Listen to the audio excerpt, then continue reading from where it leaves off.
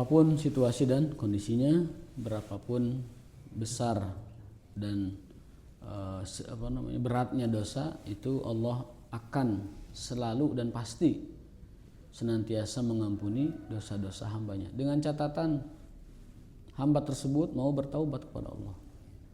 Afala yatubuna ilallahi wa yastaghfirunahu. Yang penting mau tobat, kembali kepada Allah dan istighfar. Kemarin ada yang bertanya, saya dari usia SMA nggak pernah puasa sampai dewasa, bagaimana itu? Ya saya katakan bertaubat kepada Allah itu dosa besar sekali. Karena puasa wajib, puasa Ramadan. Karena meninggalkan rukun Islam itu dosa besar. Apalagi sampai tidak meyakini kewajiban hukumnya, itu bisa sampai kafir. Kalau sampai tidak meyakini dosa, kalau tidak sampai yakin atau iman dengan hukumnya, itu kafir. Tapi kalau hanya karena malas, hanya karena terkuat, nah itu dosa saja, tidak sampai kafir. Tapi kalau sudah sampai hukumnya, misalkan ada puasa Ramadan enggak wajib, misalkan, nah itu kafir. Tidak mengakui hukumnya, kafir. Kalau tidak melakukan tapi masih mengakui hukumnya, itu dosa besar aja atau fasik. Dan kata Nabi SAW, satu hari puasa Ramadan ditinggalkan tanpa uzur, itu tidak ada kodoknya, dosa aja udah, tidak ada penggantinya. Satu-satunya jalan agar dia selamat adalah beristighfar dan bertaubat kepada Allah. Jadi, apalagi sholat ya. Puasa tidak bisa tanpa sebab. Kalau lupa dikodok, itu maka ada sebabnya. Nggak ada sebab. Nggak ada sebab. Itu puasa, itu sebabnya.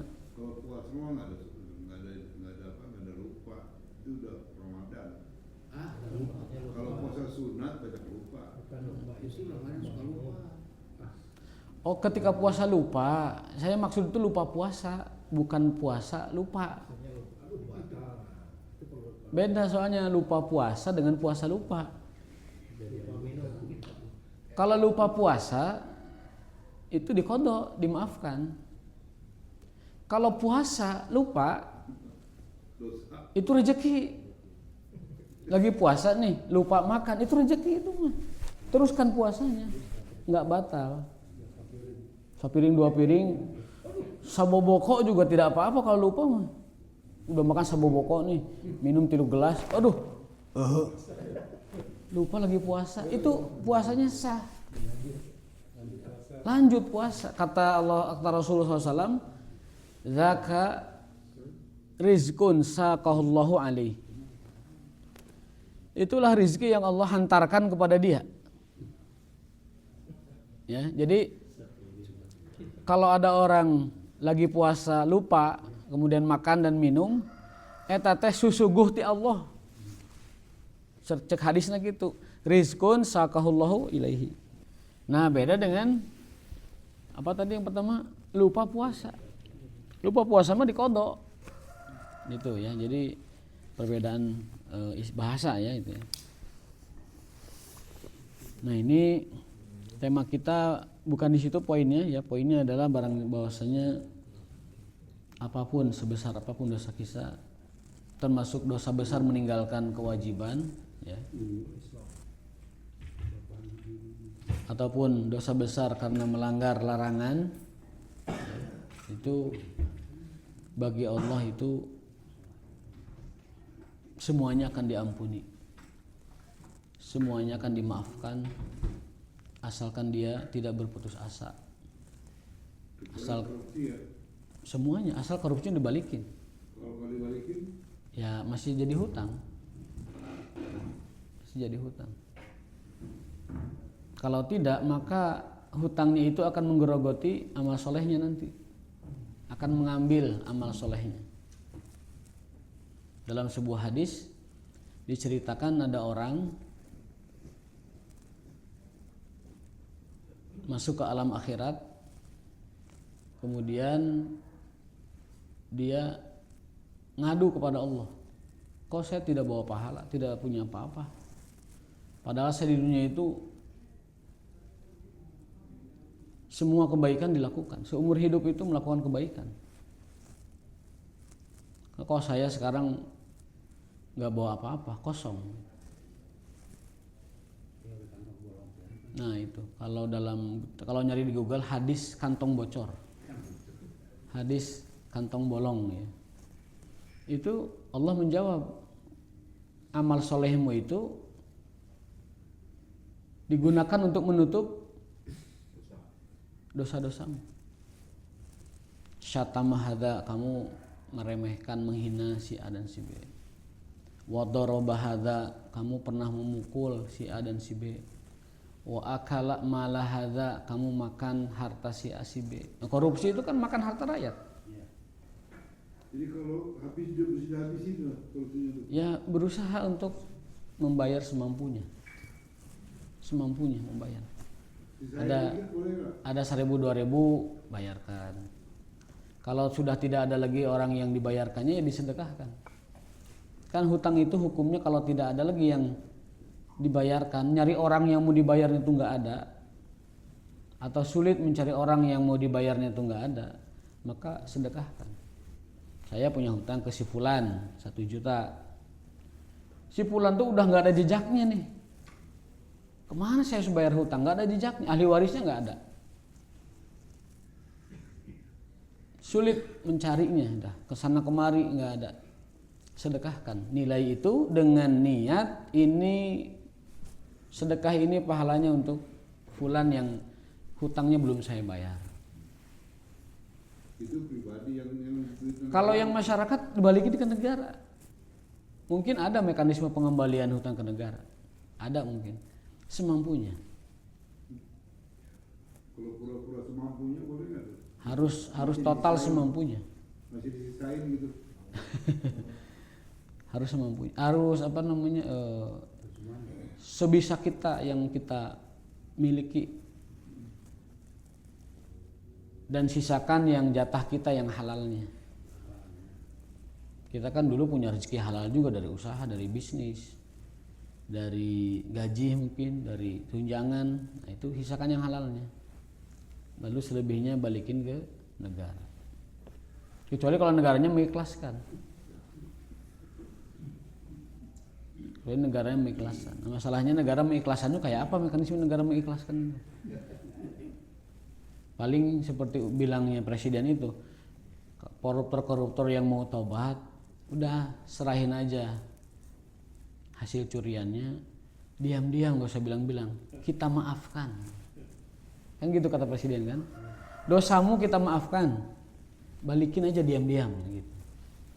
Nah justru ini potensi ini, dibalikin diam-diam, jangan-jangan itu nggak ada transparansi, bukannya masuk ke negara tapi masuk ke yang nerima kembalian itu. Kalau diam-diam, yang namanya harta negara itu harta umum itu harus transparan. Apalagi amanat undang-undangnya begitu, transparansi, akuntabilitas ya, itu sebuah kewajiban. Kalau itu sebuah undang-undang, sebuah kewajiban. Jadi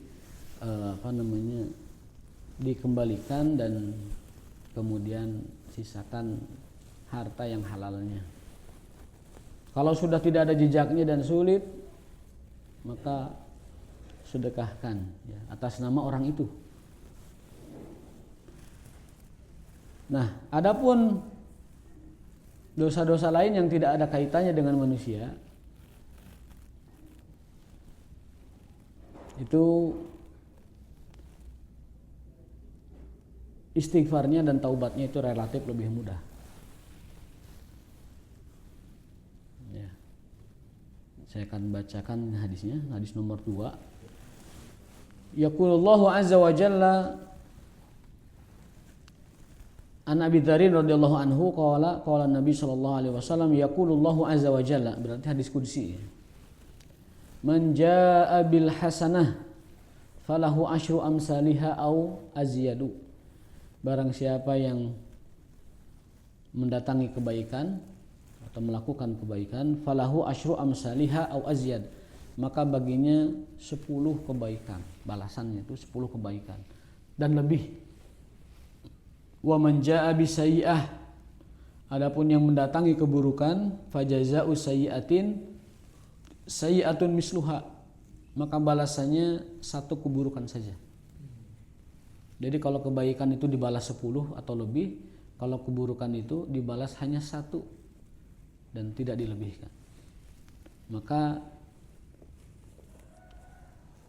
di sini berlaku kaidah, kalau urusan pahala atau karunia Allah itu babnya fadlun, kemurahan dari Allah, maka Allah berhak menambah bahkan sampai 700 kali lipat, bahkan sampai tak terhingga. Tapi kalau urusan keburukan atau nanti konsekuensinya adalah hukuman, itu kaidah yang berlaku adalah adlun, keadilan Allah. Maka mustahil Allah menambahkan 1 atom pun berat keburukan itu. Maka mustahil bagi Allah menambahkan 1 derita pun kepada hukumannya itu, karena itu melanggar keadilannya. Maka kalau pemberian itu adalah fadlun, kemurahan, terserah Allah ngasih seberapa pun yang dikehendakinya. Kalau hukuman itu adlun, tidak mungkin atau mustahil Allah menambahkan sesuai dengan kadarnya. Jadi orang-orang yang berbuat dosa atau zalim dalam kacamata ini beruntung, tidak ditambah sedikit pun oleh Allah bobotnya. Tapi orang yang berbuat baik lebih beruntung lagi, karena Allah lipat gandakan 10, 700 sampai tak terhingga. Itu keuntungan kita melakukan kebaikan atau amal soleh. Balik lagi yang tadi, yang utang piutang tadi, kalau ada orang yang ngemplang ke kita nih, Ngemplang pajak. nggak bayar utangnya, ya udahlah kita niatkan untuk membayar, jangan-jangan ada utang juga kita kepada orang lain. Kemudian juga kita nikahnya gede, misalkan kita niatkan juga barangkali orang tua kita ya punya kita juga ada utang kepada orang lain. Mudah-mudahan Allah lunaskan. Itu kan kita berhak ya memutuskan piutang kita kan. Kalau kita mengikhlaskan, udahlah nggak apa-apa, saya ikhlas tidak mengambil hutang saya di dia. Itu niatnya kita bisa niatkan kepada siapapun, pahalanya ya untuk orang tua kita, untuk kita sendiri, untuk siapapun bisa. Jadi ibadah sedekah adalah ibadah yang bisa ditransfer pahalanya oleh siapapun kepada siapapun, berdasarkan kesepakatan seluruh ulama di seluruh mazhab. Kemana saja. Berdasarkan kesepakatan seluruh ulama mazhab dan seluruh aliran mazhab. Jadi sedekah itu adalah pahalanya atau fadilahnya bisa ditransfer kepada siapapun dan oleh siapapun. Lillahi ta'ala. Jadi boleh ya. Wa man taqarraba minni shibran taqarrabtu minhu dira'an. Kalau ada seorang manusia mendekatkan diri kepada Allah, taubat kepada Allah 1 jengkal, maka Allah menghampirinya 1 hasta. Jadi kalau ada manusia mendekat kepada Allah 1 jengkal, Allah menghampirinya 1 hasta. Jadi Allah lebih dulu, Allah lebih maju, Allah lebih respon. Quick respon ya kalau bahasa manusia itu. Wa man taqarraba minni dhira'an taqarrabtu minhu ba'an. Dan barang siapa manusia mendekatkan diri kepadaku 1 hasta, maka aku mendekat kepadanya 1 ba'an. 1 ba'an itu mungkin 1 meter ya. Jadi kalau orang mendekat sejengkal, maka Allah mendekat padanya satu hasta. Kalau orang mendekat kepada Allah satu hasta, Allah mendekat kepada dia 1 meter, 1 ba'. Jadi Allah selalu lebih responsif dari kita. Allah selalu lebih menyambut daripada kita. Waman atani yamshi, kalau hambaku mendekatkan diri kepadaku berjalan, ataituhu harwalah, maka aku mendekatinya dengan berlari. Waman laqiyani biqurabil ardi khati'atan, andaikan hambaku tersebut datang kepadaku dengan dosa seisi bumi, biqurabil ardi khati'atan, dosa seisi bumi, la yusyriku bi syai'an, asalkan tidak berbuat musyrik, asalkan tidak berbuat musyrik, ya, laqituhu bimisliha maghfiratan, maka aku akan beri ampunan sebesar bumi itu pula. Jadi man laqiyani bi qurabil ardi khati'atan, barang siapa yang mendatangiku dengan dosa seisi bumi, seberat bumi, asalkan tidak musyrik, maka aku akan beri ampunan sebesar bumi itu juga untuk dia.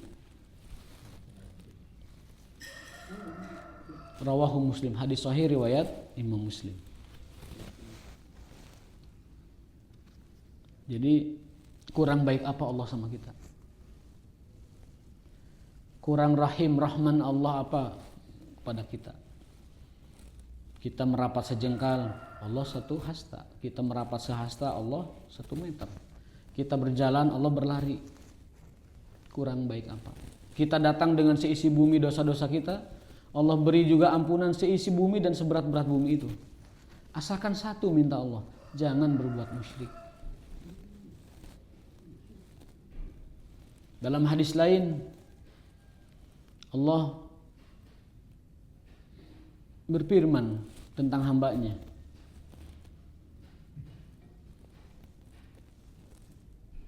bahwa dia tidak minta apapun dari kita. Kuberi engkau makanan, kuberi engkau minuman, kuberi engkau harta benda, rezeki, kesehatan, keluarga, kehidupan, bahkan nyawa, nafas, seluruhnya.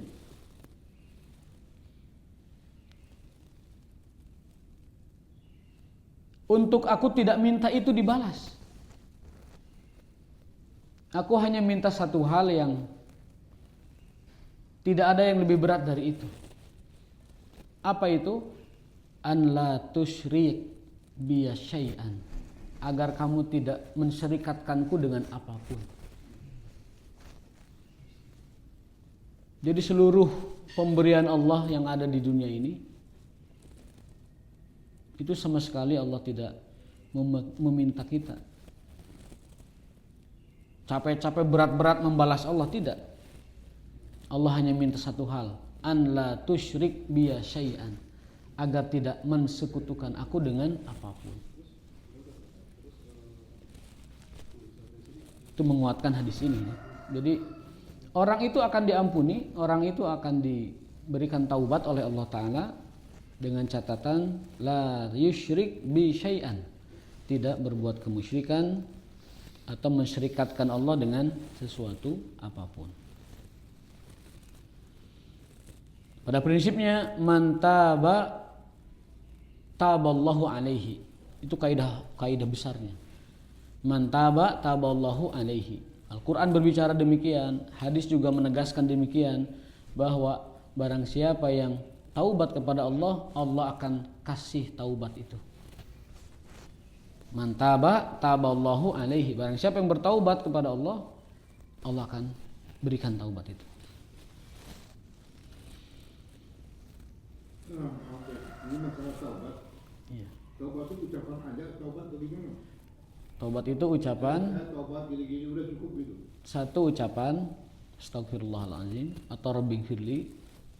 Yang kedua adalah menyesali, karena an-nadamu taubah, penyesalan itu adalah taubat. Hadisnya begitu. Yang ketiga, tidak mengulangi. Kalau dengan manusia ada tambahannya, mengembalikan hak yang telah diambil.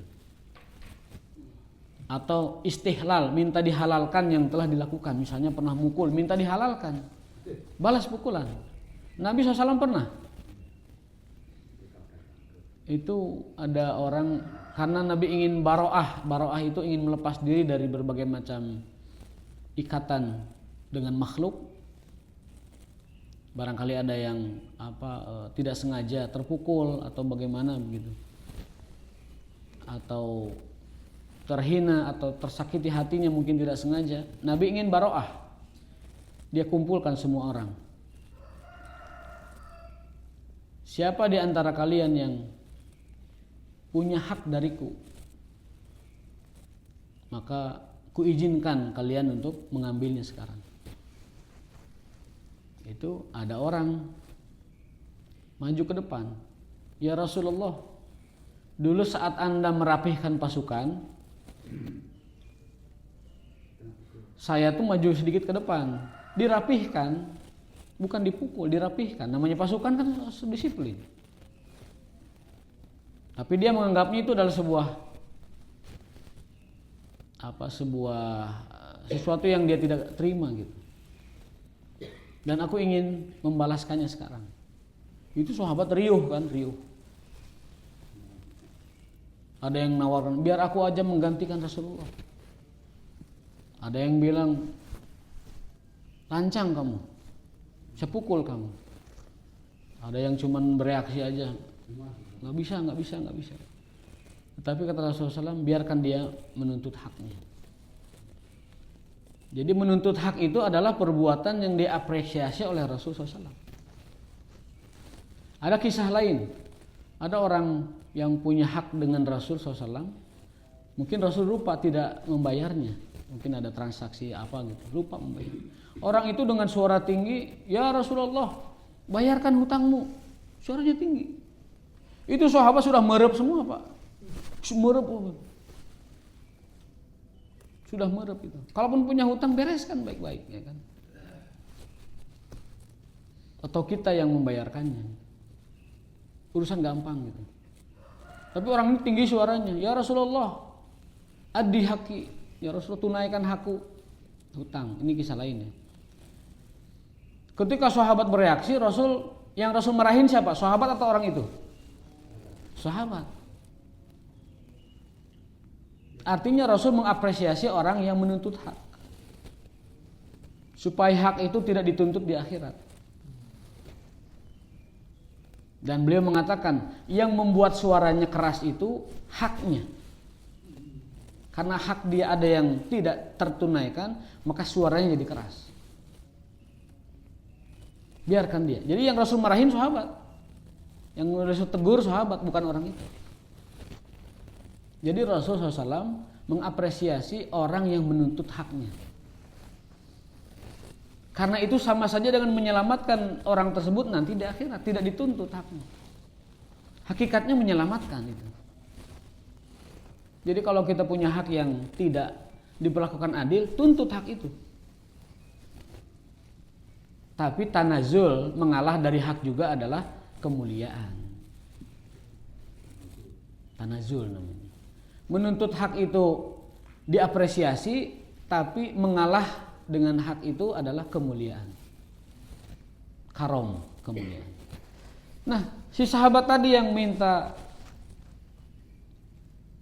haknya yang telah dianggap diambil oleh Rasul dengan terpukul perutnya itu, maju ke depan.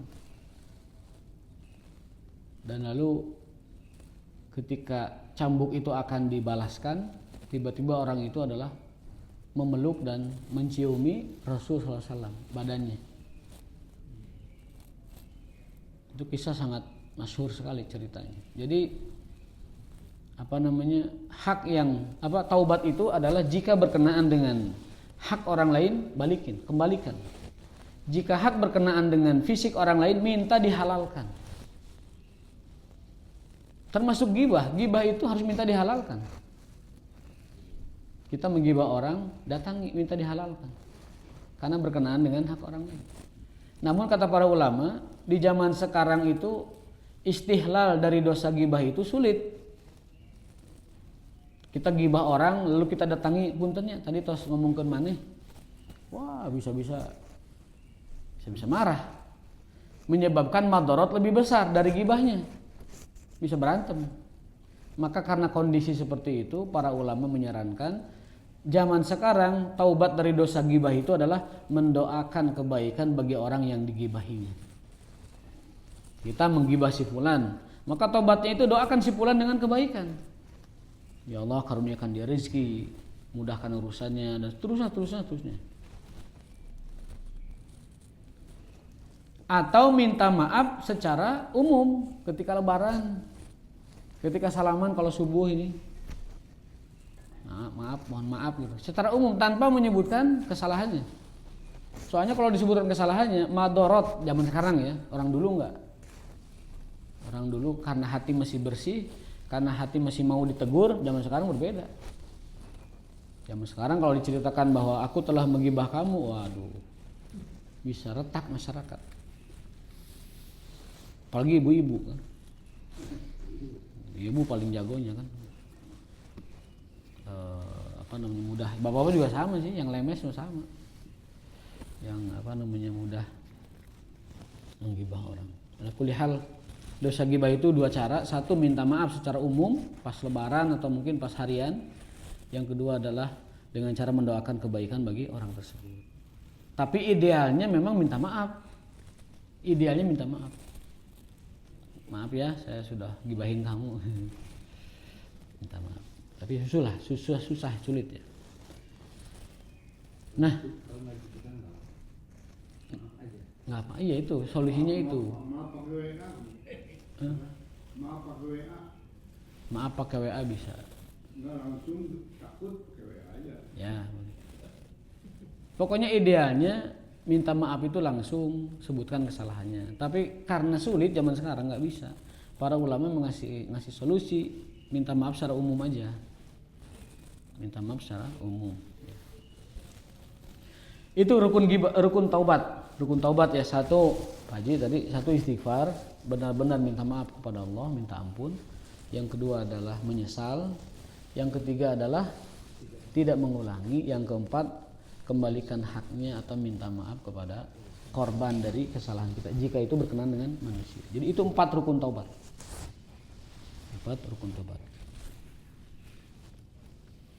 Kalau perkara ada orang sudah taubat balik lagi, itu lain masalah.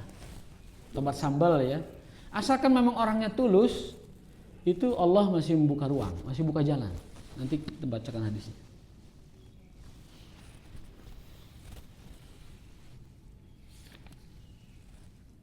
Nah ini nih, ya, saya bacakan hadisnya, kita lewat dulu sedikit. Ini an Abi Hurairah radhiyallahu anhu, hadis sahih dari Abu Hurairah radhiyallahu anhu. Ani Nabi sallallahu alaihi wasallam fi ma yahki an rabbih, yang diriwayatkan dari Tuhannya, berarti hadis qudsi juga. Tabaraka wa ta'ala, Allah yang maha memberi berkah dan maha tinggi. Qala adnaba abdun dzanban. Ini yang hadis yang sering saya ceritakan, ini riwayatnya. Seorang manusia melakukan dosa. Faqala Allahumma gfirli dzanbi, ya Allah ampuni dosaku.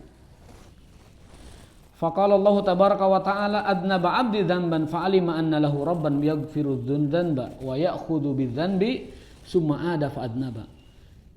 Kata Allah, ada seorang manusia melakukan dosa tapi dia dengan penuh yakin bahwa ada Tuhan yang selalu mengampuninya, lalu dia berdosa lagi. Summa ada fa'adnaba. Faqala ay rabbighfirli dzanbi. Lalu orang itu minta ampun lagi, rabbighfirli dzanbi, ya Allah ampuni dosaku. Faqala tabaraka wa ta'ala, Allah berfirman adnaba 'abdi dzanban. Oh, dosa lagi dia. Fa'alima anna lahu rabban yaghfiru dzanba. Tapi dia dengan penuh harap dan penuh keyakinan bahwa ada Tuhan di sana yang selalu mengampuni dosanya.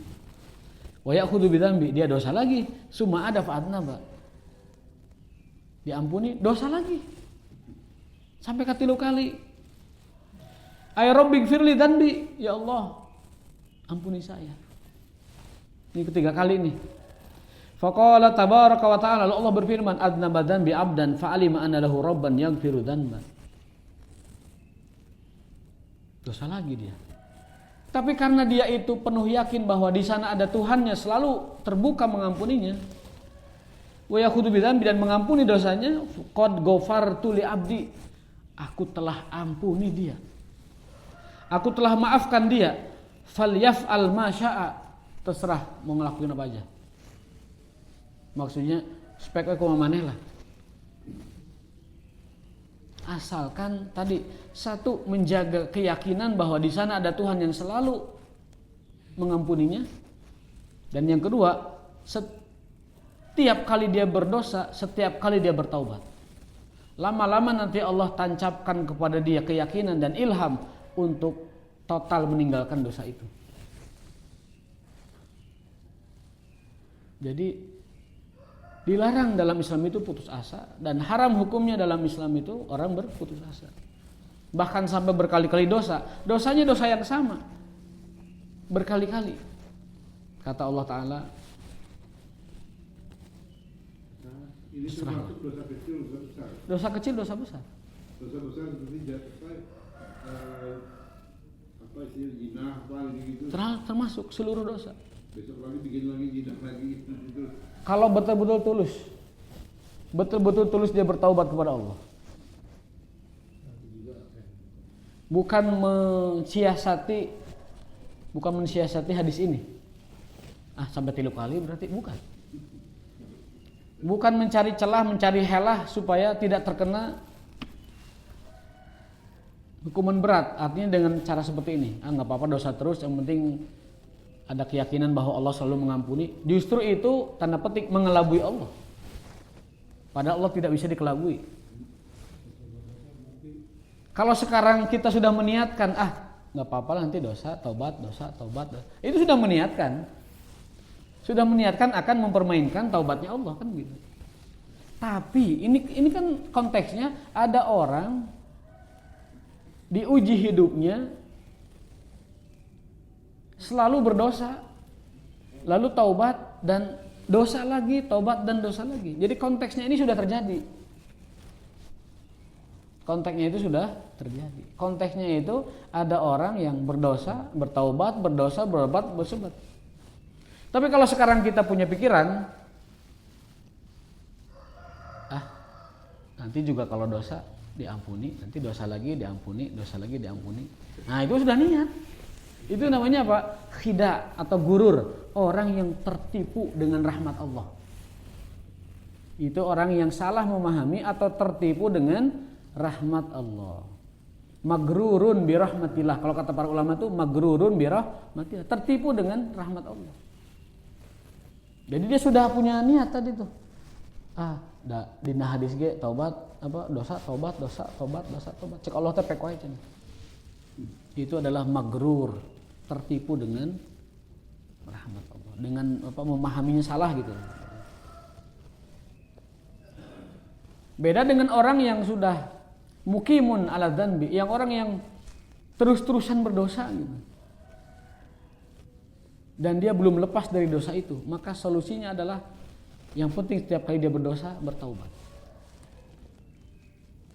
Dalam hadis lain, innal mu'mina idza adnaba dzanban, seorang mukmin apabila dia melakukan dosa, kemudian ngambil air wudu dan sholat 2 rakaat, maka dia seperti lembaran putih, tidak ada dosa. Kaman la dzanbalahu, seperti tidak ada dosa, seperti diputihkan dosanya. Jadi acap kali dia berdosa, ambil wudu dan sholat 2 rakaat, sholat taubat namanya. Sunnatut taubah, sunnah taubat. Itu diputihkan seperti orang yang tidak punya dosa. Kalau nggak sholat itu gimana? Ya nggak apa-apa, tidak apa-apa. Cukup istighfar. Astagfirullahaladzim. Wa atubu ilaihi. Artinya cara kita taubat itu ada banyak gitu. Ada dengan ucapan istighfar, ada dengan sholat 2 rakaat, ada dengan minta maaf, Allahumma inna nas'alukal afwa wal afiyah. Afiyah itu kan afwa juga sama, itu minta dimaafkan dosa-dosanya. Nah, jadi orang yang berkali-kali berdosa tanpa dia niatkan, tanpa dia sengaja. Jadi penting banget yang namanya ibadah yakin, itu kan ibadah hati ya. Penting banget yang namanya ibadah batin, ibadah hati. Termasuk ibadah hati itu adalah keyakinan, iman. Penting sekali. Dalam hadis Bukhari ada orang ketika mau meninggal dunia, dia berpesan kepada ahli warisnya, "Nak, nanti kalau bapak meninggal, bakar jenazah bapak, jenazah abunya itu buang ke laut. Jenazahnya abunya buang ke laut." Mungkin itu yang ditiru oleh budaya lain ya, yaitu mengurusi jenazah dengan dibakar. Jadi sudah ada ceritanya di zaman dulu. Sudah pernah dilakukan oleh orang-orang beriman zaman dulu. Tapi Islam datang, syariat berubah, orang meninggal ya dikubur. Gitu. Tapi dulu ada hadis yang menceritakan, dulu ada orang soleh berpesan kepada ahli warisnya, "Nah, kalau saya mati, bapak mati, bakar, lalu buang debunya ke laut." Dalam hadis itu Allah menyatakan, "Ku ampuni kesalahannya dan ku masukkan ke dalam surga." Orang itu adkhaltuhul jannah. Loh, kenapa? Alasannya satu. Orang tersebut yang minta dibakar jenazahnya lalu dibuang ke laut abunya itu, dia melakukan itu, berpesan kepada anaknya seperti itu karena dia dengan penuh yakin bahwa dirinya akan dihisab, dirinya akan dipertanggungjawabkan, dirinya itu di hadapan Allah SWT. Imannya ke alam akhirat membuat dia selamat dan dimasukkan ke dalam surga. Tuh, ibadah yakin itu besar sekali. Bobotnya. Orang tersebut dengan meyakini bahwa di sana ada akhirat, bahwa di sana ada penghisaban dari Allah, bahwa di sana ada yaumul perhitungan dari Allah, dengan keyakinan itu jadi modal Allah masukkan dia ke dalam surga. Tuh, mengimani akhirat aja bikin orang masuk surga. Maka Pak, kalau ada sesuatu berita dari Quran, berita dari hadis tentang akhirat, imani saja. Tentang azab kubur, imani saja. Tentang pertanyaan kubur, imani saja. Jangan pakai logika. Karena ada orang menentang hadis sahih dengan logika. Dia pikir begini, bahwa fitnah kubur, ujian kubur itu tidak ada. Alasannya, masa orang belum disidang udah dihukum kan gitu. Itu pakai logika. Kalau pakai hadis, pakai dalil, emang begitu ceritanya. Bahkan setiap kali sholat, termasuk wajib hukumnya membaca doa setelah innaka hamidum majid, Allahumma inni a'udzubika min adzabi jahannam wa min adzabil qabri wa min fitnatil mahya wal mamati wa min syarri fitnatil masihi dajjal. Kata para ulama, doa tersebut wajib dibaca setelah tahiyat sebelum salam. Kalau tidak sampai dibaca, harus melakukan sujud sahwi. Meskipun sebagian ulama mengatakan itu sunnah saja. Tapi saya lebih cenderung kepada yang mewajibkan. Kenapa? Karena itu doa diperintahkan oleh Rasul sallallahu alaihi wasallam. Dan apa yang diperintahkan oleh Nabi adalah sebuah keharusan. Nah, maka dengan modal iman kita ke negeri akhirat, itu sampai Allah memberikan jaminan surga kepada orang yang minta jenazahnya dibakar. Dan alhamdulillah kita termasuk orang-orang yang mengimani akhirat. Maka waspada, hati-hati kepada orang yang tidak mengimani akhirat. Ada sebenarnya, soalnya ada. Apalagi di era modern, era semakin semuanya itu harus logis. Era di mana iman kepada hal gaib itu ditertawakan. Waspada, hati-hati. Bab agama itu bab keyakinan, bab iman. Dia tidak tunduk kepada logika. Kalau ada logika, fungsi logika itu adalah meneguhkan kebenaran agama, bukan menguji kebenaran agama. Jika ada ayat, jika ada hadis yang sahih, wajib diimani. Meskipun logika tidak masuk. Tapi kata Ibnu Taimiyah tidak ada dalil sahih yang bertentangan dengan logika yang valid, yang benar. Mustahil. Baik, itu mungkin beberapa hadis yang kita sampaikan kesempatan kali ini. Yang pada intinya kesimpulannya saya simpulkan adalah bahwa Allah Subhanahu wa taala senantiasa membukakan pintu taubat seluas-luasnya.